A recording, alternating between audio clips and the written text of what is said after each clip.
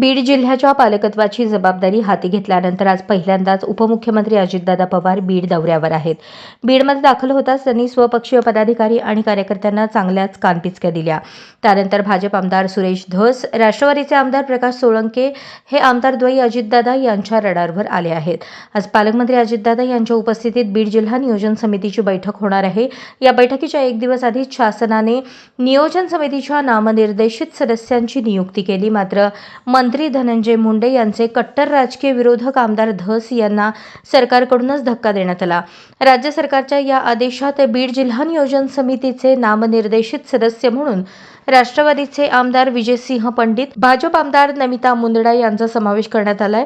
मात्र त्याचवेळी राष्ट्रवादी काँग्रेसचे माजलगावचे आमदार प्रकाश सोळंके आणि आष्टीचे भाजप आमदार धस यांना मात्र डावलण्यात आले आहे. आता धस आमदार असतानाही नियोजन समितीत त्यांना स्थान मिळाले नाही याची जोरदार चर्चा राजकीय वर्तुळात सुरू आहे. मसाजोगचे सरपंच संतोष देशमुख यांच्या हत्या प्रकरणी आमदार धस यांनी आरोपांचा धुरळा उडवून दिला. यातच मंत्री मुंडे यांच्या राजीनाम्याची मागणीही लावून धरली होती. त्यानंतर राष्ट्रवादीचे आमदार सोळंके यांनीही मुंडेंना चांगलेच धारेवर धरले.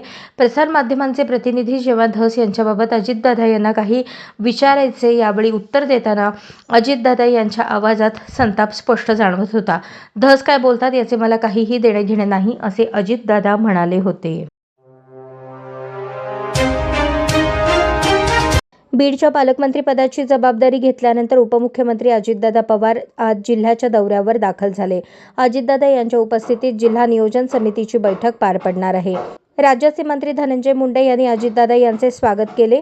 आपल्या पहिल्याच दौऱ्यात अजितदादा यांनी पदाधिकाऱ्यांशी संवाद साधताना जर वेडेवाकडे प्रकार झाले तर मी सहन करणार नसल्याचा इशारा दिला. विकास कामे करताना कोणी खंडणी मागता कामा नये, अन्यथा मोका लावायला मागे पुढे पाहणार नाही, असा थेट इशाराच अजितदादांनी दिला.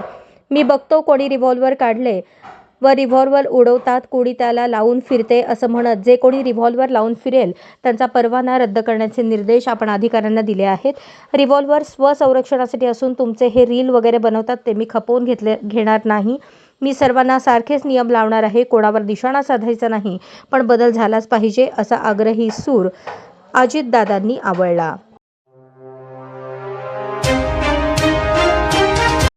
जागतिक कॅन्सर दिनाचे औचित्य साधून भारतीय जैन संघटना सोलापूर व जैन सिनियर सिटीझन ऑर्गनायझेशन यांच्या संयुक्त विद्यमाने रविवार दिनांक 2 फेब्रुवारी रोजी सायंकाळी 4 वाजता शुक्रवार पेठ येथील महावीर सांस्कृतिक भवन येथे कॅन्सर आजार व उपचार या विषयावर कॅन्सर तज्ज्ञ डॉक्टर शिरीष कुमठेकर, डॉक्टर विपुल दोशी आणि डॉक्टर सरिता कोठाडिया मार्गदर्शन करणार असल्याची माहिती भारतीय जैन संघटनेचे राज्याध्यक्ष केतन शहा यांनी पत्रकार परिषदेत दिली. भारतामध्ये मागील अनेक वर्षांपासून महाभयंकर, महागडे, जीव घेणारा आजार कॅन्सर दिवसेंदिवस वाढत चालला आहे. लहानांपासून वयस्करांपर्यंत हा आजार होतो. हा आजार दुसऱ्या किंवा तिसऱ्या स्थितीमध्ये माहिती होतो तेव्हा रुग्ण त्याच्यावर उपचार करण्यासाठी भरपूर पैसा खर्च करतो. काही रुग्ण बरे होतात, परंतु बरेचसे रुग्ण आपला जीव गमावतात. कॅन्सर या आजाराचे नाव घेतले तरी प्रत्येक व्यक्ती घाबरतो, त्यामुळे या आजाराची तपासणी करण्यासाठी पुढे येत नाहीत. या आजाराचे प्रमाण स्त्रियांमध्ये जास्त आहे. या आजाराविषयी अज्ञानामुळे हा आजार जास्त पसरत आहे. त्यासाठी जास्तीत जास्त महिला आणि पुरुषांनी व्याख्यानासाठी उपस्थित राहावे, असे आवाहन जैनेस्कोचे सचिव अजित कुमार शहा यांनी केले आहे. 4 फेब्रुवारी रोजी जागतिक कॅन्सर दिनानिमित्त महिलांसाठीची कॅन्सर तपासणी शिबिराचे विनामूल्य आयोजन दमाणी रक्तपेढी, डफरीन चौक येथे डॉक्टर विद्या तिरहणकर, प्रोफेसर आणि प्रमुख गायनेकोलॉजी विभाग डॉक्टर वैशंपायन स्मृती शासकीय वैद्यकीय महाविद्यालय सोलापूर आणि त्यांचे सहकारी महिलांना कॅन्सर संबोधन, प्रबोधन, तपासणी रेडक्रॉस सोसायटी यांच्या सहकार्याने करण्यात येणार आहे. कॅन्सर तपासणी करणाऱ्यांनी आपली नावे अजित शहा 9422 46 23 80, डॉक्टर सरिता कोठाडिया 9822 34 71 07, श्याम पाटील 89 99 90 86 60, अरुणकुमार धुमाळ 98 90 90 29 23 यांच्याकडे नोंदवावीत. यापूर्वी आम्ही आयोजित केलेल्या कॅन्सर तपासणीत बऱ्याच जणांची तपासणी केली.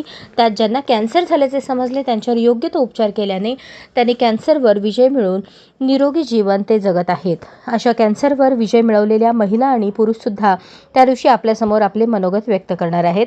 तरी 2 फेब्रुवारी रोजी सायंकाळी 4 वाजता जास्तीत जास्त लोकांनी उपस्थित राहावे. या पत्रकार परिषदेत संतोष बंब, श्याम पाटील, अभिनंदन विभूते, माया पाटील, अरुणकुमार धुमाळ, देशभूषण हसाळे, अशोक भालेराव, नंदकुमार कंगळे आदी उपस्थित होते. माजी महापौर महेश कोठे यांच्या पार्थिव अंत्यदर्शनादरम्यान संभाजीराव शिंदे प्रशालेत मोबाईल चोरी करणाऱ्या कर्नाटकातील 2 तरुणांना गुन्हे शाखेच्या पोलिसांनी अटक केली. मोहम्मद इब्राहिम मोहम्मद बागवान वय 28 राहणार बसव कल्याण कर्नाटक, मोहम्मद रफीक मोहम्मद इस्माईल सय्यद वय 28 राहणार गुलबर्गा असे अटक करण्यात आलेल्यांची नावे आहेत. गर्दीचा फायदा घेऊन दोघे मोबाईल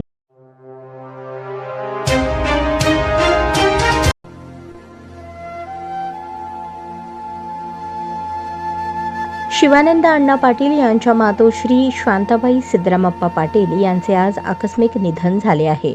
त्यांच्या आत्म्यास चिरशांती लाभो हीच ईश्वरचरणी प्रार्थना.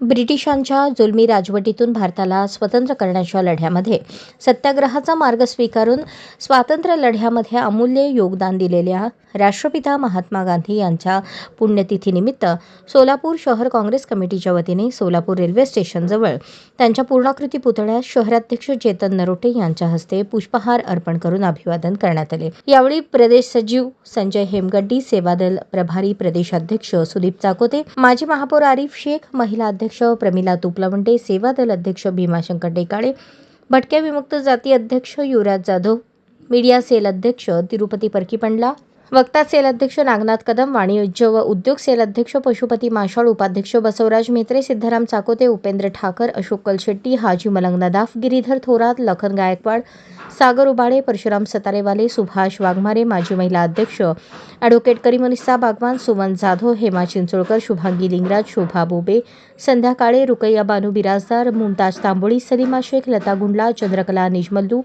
मोहसिन फुलारी, अप्पा सलगर, शिवाजी साळुंखे, विश्वास गज्जम, अभिलाष अच्चुगटला, सुनील डोळसे, हाजी महमूद शेख आदी उपस्थित होते.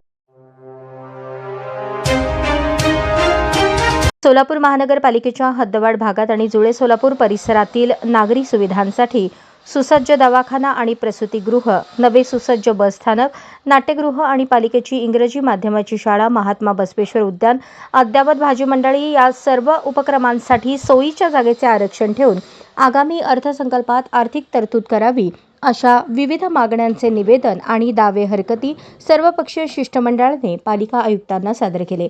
जुळे सोलापूर विकास आराखडा प्राधिकरण समिती आणि विजापूर रोड मध्यवर्ती गणेशोत्सव मंडळाच्या वतीने नेहरू नगरपासून मोर्चा काढून घोषणा देत सर्वपक्षीय नेते, समाजसेवक, ज्येष्ठ नागरिक आणि नागरिकांनी सादर केले. माजी आमदार व शिवसेना नेते शिवशरण अण्णा पाटील, राष्ट्रवादीचे प्रदेश सरचिटणीस डॉ. बसवराज बगले, भाजप नेते माजी नगरसेवक प्रभाकर, काँग्रेसचे नेते विजय शाबादी, परिवहनचे माजी सभापती सुभाष चव्हाण, शिवसेनेचे उपजिल्हाप्रमुख अण्णप्पा सतुबर, प्राध्यापक विलास मोरे, सुभाष उळागडे, बाळासाहेब पाटील, महेश पाटील, पांडुरंग पवार, विश्वनाथ आमणे, अशोक पाटील, शैलेश अमणगी, वैशाली माशाळ, सुजाता म्हेत्रे, सुरेखा गब्बूर, बाबूराव लद्दे, ताराचंद नाईक, सिद्रय्या माविनमर, संतोष कदम, पद्माकर कुलकर्णी, कुसगल आदी प्रमुख मंडळी उपस्थित होते. पहिल्यांदा मागणी आमची एसटी स्टँड झालं पाहिजे. धुळे सोलापुरातील जी एसटीसाठी आरक्षित जागा ठेवलेली आहे त्या जागेवर एसटी स्टँड झालं पाहिजे. दुसरी आमची मागणी आहे इथं सुसज्ज नाट्यगृह झालं पाहिजे. तिसरी मागणी आमची आहे सुसज्ज महानगरपालिकेचा दवाखाना झाला पाहिजे. आणि आमची दुसरी मागणी आहे सुसज्ज अशी भाजी मंडई झाली पाहिजे. या प्रमुख मागण्यासाठी आज जुळे सोलापूर परिसरातून भव्य मोर्चा महानगरपालिका कार्यालयावर निघालेला आहे आणि त्या कार्यालयावर आम्ही निवेदन देणार आहोत. आणि महानगरपालिकेने जो कृती आराखडा तयार केलेला आहे त्या आराखड्यामधून जाणून बुजून जुळे सोलापूर परिसरातील लोकांच्या भावनेचा आदर न करता ज्या लोकांना सुविधा पाहिजे होत्या त्या वगळल्या गेलेल्या आहेत. बीडमध्ये आज जिल्हा नियोजन समितीची बैठक पार पडली असून यावेळी मंत्री धनंजय मुंडे, भाजप आमदार सुरेश धस आणि खासदार बजरंग सोनवणे आमने सामने आले. बीडची बदनामी आणि अधिकाऱ्यांवर दहशत असल्याच्या आरोपांवरून तिन्ही नेत्यांमध्ये जोरदार शाब्दिक चकमक झाली. यावेळी मुंडे एका बाजूला आणि दुसऱ्या बाजूला धस सोनवणे हे होते. बैठकीनंतर सोनवणे यांनीच प्रसारमाध्यमांशी संवाद साधताना ही माहिती दिली. डीपीडीसीच्या बैठकीत गैरव्यवहाराची सीडी, पेन ड्राईव्ह यांचा मुद्दा उपस्थित झाला का असे विचारले असता त्यांनी नाही असे म्हटले. पुढे ते म्हणाले, पण जर कोणा एकाला बाजूला करून बोलले तर आम्ही पाहत राहणार नाही. दहशत कोणाची याचे उत्तर द्या असे सांगितले. माजी पालकमंत्री म्हणाले, येथे अधिकाऱ्यावर दहशत आहे, मग कोणाची दहशत आहे विचारल्यावर त्यावर बाचाबाची झाली.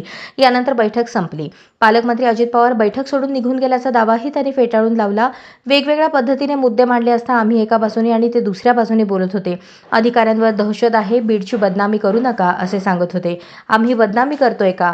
मर्डर चोऱ्या करतोय का? आम्ही राखेचा धंदा करतोय का? आम्ही खंडणी मटका चालवतोय का? सत्य परिस्थिती जनतेसमोर आणण्याचे काम करत आहोत. सरपंच संतोष देशमुख यांच्यासाठी न्याय मागत आहोत. ही बदनामी आहे का? यावरून बाचाबाची झाली अशी माहिती सोनवणे यांनी दिली. राज्यात विधानसभा निवडणुकीत महाविकास आघाडीचे पानिपत झाले. ठाकरे गटाला मोठा झटका बसला तर दुसरीकडे महापालिका निवडणुकीच्या तोंडावर पक्षाला गळती लागली. काँग्रेसलाही आता धक्के बसू लागले आहेत. नवी मुंबईत काँग्रेस पक्षात राजकीय भूकंप झाला आहे. काँग्रेसचे ज्येष्ठ नेते आणि माजी महापौर रमाकांत म्हात्रे यांनी पक्षाला रामराम ठोकला. त्यानंतर त्यांच्या पत्नी मंदाकिनी म्हात्रे, त्यांचा मुलगा आणि युवक काँग्रेसचे नवी मुंबईचे अध्यक्ष अनिकेत म्हात्रे यांनी आपापल्या पदांचा राजीनामा दिला. विधानसभा निवडणुकीत ऐरोली मतदारसंघातून उमेदवारीची तयारी अनिकेत यांनी केली होती, मात्र त्यांना तिकीट मिळाले नाही. त्यानंतर ते नाराज असल्याची चर्चा होती. या मतदारसंघात म्हात्रे कुटुंबाचा दबदबा आहे, तरी देखील पक्षाने त्यांचा विचार केला नाही. दरम्यान नवी मुंबईचे जिल्हाध्यक्ष अनिल कौशिक यांनी पक्ष सदस्यत्वाचा राजीनामा दिला.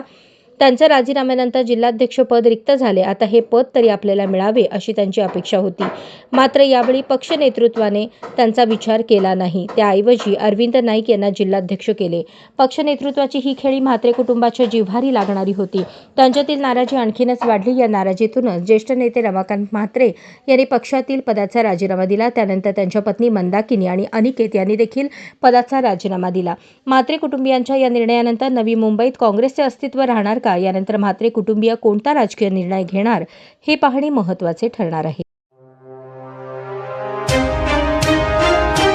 सोलापूर श्रमिक पत्रकार संघ, छत्रपती शिवाजी महाराज शासकीय सर्वोपचार रुग्णालय, डॉक्टर वैशंपायन स्मृती शासकीय वैद्यकीय महाविद्यालय यांच्या संयुक्त विद्यमाने पत्रकारांसह त्यांच्या कुटुंबीय आणि संस्थेतील कर्मचाऱ्यांसाठी मोफत शिबिर आयोजित करण्यात आले होते. श्रमिक पत्रकार संघाच्या सभागृहात हे शिबिर पार पडले. यावेळी वैद्यकीय महाविद्यालयाच्या प्राध्यापिका doctor Snehalata Yelamkar, doctor Daula Thengil, doctor Shrikant Jadhav, doctor Archana Yadav, doctor Akanksha Paliwal, doctor Pratiksha Tangawade, doctor Vaibhavi Kamble, doctor Sakshi Boga, doctor Ashwini Awate, doctor Vishwajit Mathpati आदींनी तपासणी करून औषधोपचार केले. यावेळी श्रमिक पत्रकार संघाचे अध्यक्ष विक्रम खेलबुडे, सरचिटणीस सागर सुरवसे, खजिनदार किरण बनसोडे, कृष्णकांत चव्हाण आदींसह पदाधिकाऱ्यांची उपस्थिती होती. यावेळी प्राध्यापक डॉक्टर स्नेहलता येळमकर यांनी डोळ्यांची काळजी कशी घ्यावी आणि उपचार या संदर्भात मार्गदर्शन केले. त्या म्हणाल्या, प्रत्येकाने नियमित नेत्र तपासणी करून घेणे आवश्यक आहे. डॉक्टरांच्या सल्ल्यानुसार पुढील उपचार घ्यावेत असे आवाहन त्यांनी केले. यावेळी पत्रकारेतर कर्मचारी आणि कुटुंबीय मोठ्या संख्येने उपस्थित होते. कार्यक्रमाचे सूत्रसंचालन आणि आभार प्रदर्शन खजिनदार किरण बनसोडे यांनी